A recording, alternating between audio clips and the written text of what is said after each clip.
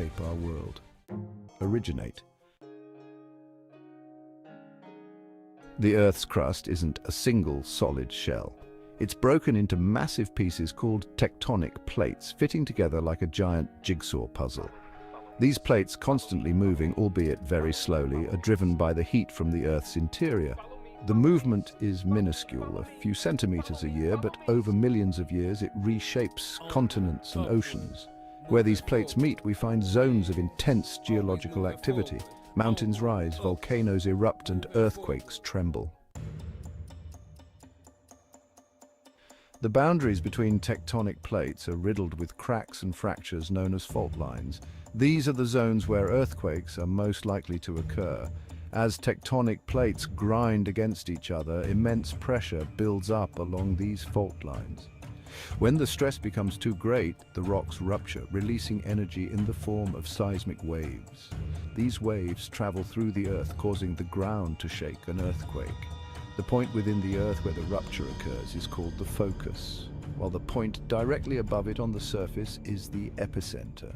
Sway and collapse, magnitude of 9.5. It caused tsunamis that crossed the Pacific Ocean, affecting countries as far away as Japan. Section 8. The 2004 Indian Ocean Tsunami, a stark reminder. The 2004 Indian Ocean tsunami, triggered by a massive 9.1 magnitude earthquake off the coast of Sumatra, Indonesia, serves as a stark reminder of the devastating power of these events. This catastrophic natural disaster not only reshaped the physical landscape, but also left an indelible mark on the lives of millions.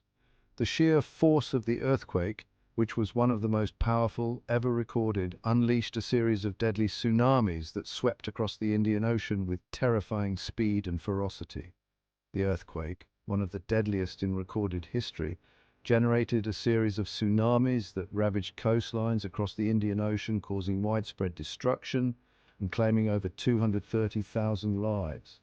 Entire communities were obliterated in a matter of minutes, and the scale of the disaster was unprecedented.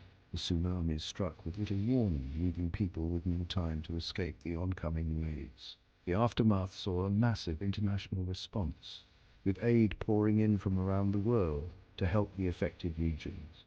The waves, some reaching heights of over 30 meters or 100 feet, traveled thousands of kilometers, impacting countries as far away as East Africa. The immense energy released by the earthquake was transferred to the ocean, creating waves that moved at the speed of a jetliner. These waves did not discriminate, affecting both rich and poor nations alike, and highlighting the vulnerability of coastal communities to such natural disasters.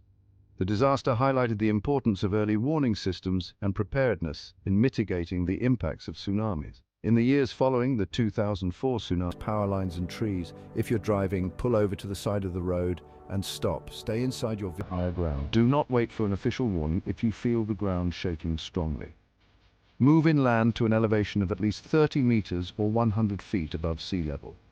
This elevation can provide a safe refuge from the powerful waves. If you're unsure of the elevation, move as far inland as possible. The further you are from the coast, the safer you will be from the tsunami's reach. Remember, a tsunami is not just one wave, but a series of waves that can continue for hours. The first wave is often not the largest, and subsequent waves can be even more dangerous.